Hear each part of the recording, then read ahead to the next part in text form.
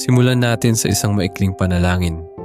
Ipikit natin ang ating mga mata at tayo'y manalangin ng sama-sama. Sa ngalan ng Ama, ng Anak, at ng Espiritu Santo. Amen. Aming mapagmahal at makapangyarihang Diyos, sa sandaling ito, buong puso akong lumalapit sa iyo. Sa bawat pintig ng aking puso ay may dalang papuri at pasasalamat. Tunay ngang ang puso ko'y nagpupuri sa iyo, Panginoon, sapagkat hindi mo ako kailanman pinabayaan. Kahit sa gitna ng aking kahinaan, nakita mo ako. Sa gitna ng katahimikan, narinig mo ang bulong ng aking panalangin. Sa oras ng pangangailangan, ikaw ang nagbigay ng lakas, pag-asa at bagong pag-asa. Kaya tulad ni Maria, dinasabi ko rin ngayon, ang puso ko'y nagpupuri sa Panginoon at nagagalak ang aking espiritu sa Diyos na aking tagapagligtas. O Diyos, purihin ka ng aking kaluluwa. Naway ang bawat bahagi ng aking buhay ay maging alay ng papuri sa iyong banal na pangalan. Sa mga araw ng tagumpay, ikaw ang dahilan ng aking saya. At sa mga araw ng pagsubok, ikaw ang ilaw at sandigan ng aking pananampalataya.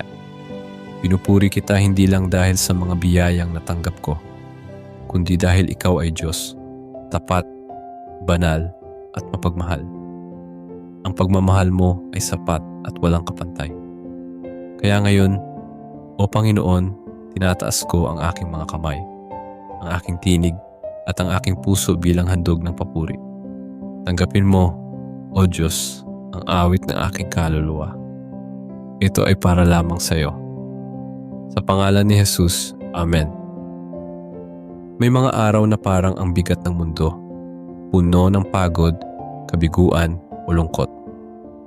Pero sa gitna ng lahat ng ito, may isang bagay na hindi kayang kunin ng anumang pagsubok, ang pusong marunong magpuri sa Diyos.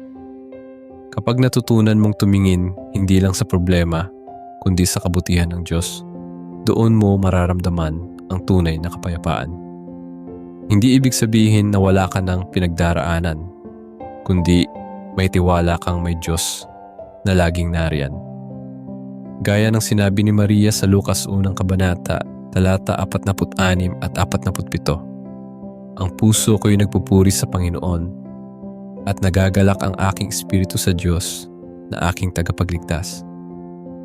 Hindi perpekto ang sitwasyon niya noon, pero pinili niyang magpuri. Pinili niyang magpasalamat sa kabila ng hindi pa malinaw ang hinaharap. Ganyan din ang hamon sa iyo ngayon, pumili ka pa ring magpuri. Dahil ang papuri ay hindi lang bunga ng kasaganaan, ito'y bunga ng pananalig.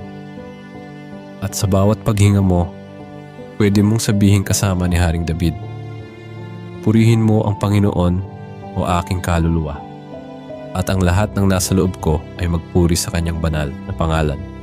Awit Kabanata 103, unang talata. Dahil kahit kailan, hindi nagkukulang ang Diyos. Sa gitna ng bawat pagsubok o tagumpay, ano ang ipinagpapasalamat ng puso mo sa Diyos ngayon? Ano ang nais mong sambitin bilang papuri sa Kanya? Ang pusong marunong magpuri, kahit sa gitna ng unos, ay pusong nakakakita ng liwanag sa kadiliman. Ang papuri ay hindi palaging bunga ng kasagutan. Madalas, ito'y bunga ng pananalig. Kaya kahit pagod, kahit may luha, kung ang puso mo'y patuloy na nagpupuri, alam mong hindi ka sumusuko. Dahil ang Diyos ay karapat-dapat sa papuri sa lahat ng panahon, sa kasaganahan man o sa kakulangan. At tandaan mo, ang pusong marunong magpuri ay pusong laging malapit sa presensya ng Diyos. Kung ang mensaheng ito ay tumimo sa iyong puso, i-type mo sa comments ang "Nagpupuri ako sa iyo, Panginoon." May nais ka bang ipagpasalamat o ipanalangin ngayon? I-comment mo lang sa ibaba.